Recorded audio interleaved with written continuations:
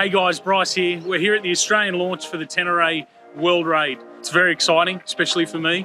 I'm the lucky punter that got to come and join in with the journos and find out what this is all about.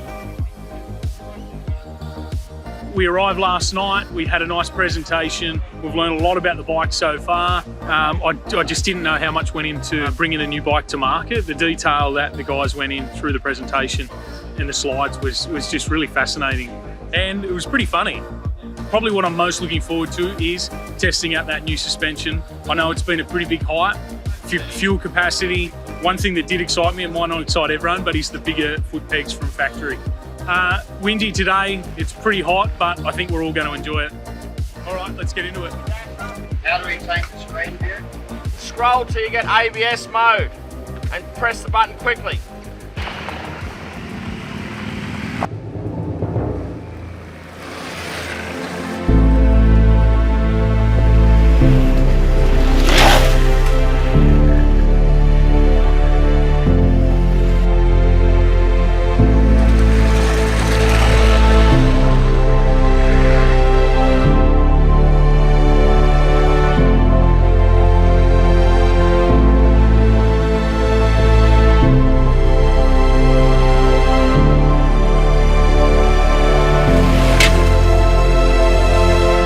Here we are, almost at the end of the first day. It's been dusty, we've had rocks, we've had a bit of sand, we've been searching for creek crossings all day, cannot find one.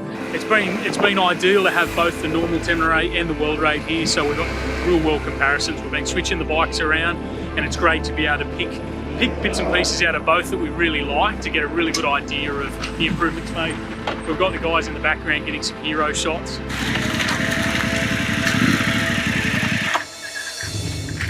Got to put this little fella somewhere safe. Big fella, actually, or lady. But anyway, let's get you safe away from these mongrel bikes.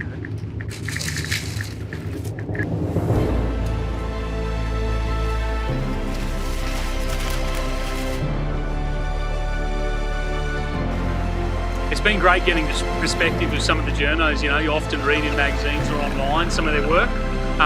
To sit down and have a chat with their perspective on things, it's really unique. So it's been a great experience.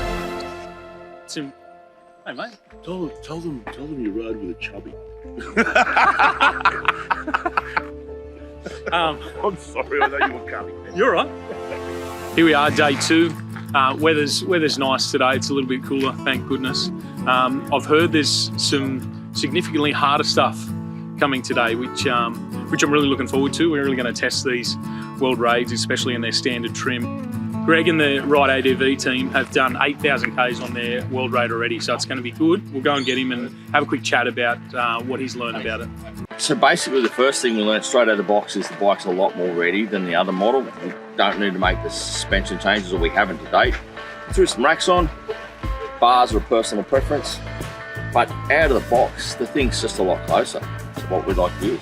We change the exhaust, we do that with all, we put a slip on them, some tyres and a bash plate. That's pretty well out of the box. Poly Sports, and that's pretty well it. For the other bikes, we make suspension changes, we put camel tanks on them, we do lots more bits and pieces. So. Yeah. And the significant changes between the two bikes?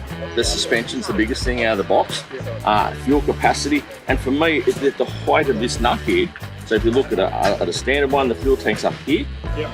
This one's a lot lower, and I think you commented that you noticed yourself it's a lot more stable. Absolutely. And you can actually ride a lot faster sitting down because of the lower centre of gravity. That was my big significant notice at first, was that seated stability. 100%.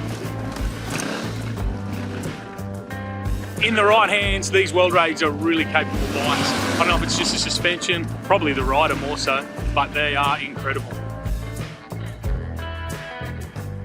It was really impressive seeing some of the riders here really pushing the bike, putting it through its paces. You know, some of these guys were throwing it into berms like a WR 450 would. I don't think I'll ever get to that level, but it was good to see. I don't think I'm going to wheel stand 77 ruts in a row either, but apparently it can be done. On some of the single track and the more gnarly conditions, that centre of gravity came into play hugely. It was so much more stable, you could move it around a lot more, but really predictable at the same time. Well, day 2's nearly done. We're coming to the end of the launch. It's been such an incredible experience. We've had erosion mount, single track, mud sections, hill climbs, nothing like a bit of presso. You've got the boys in Grabo coming right up behind you, pushing you along. So that's been interesting in itself. To finish it off, what a view.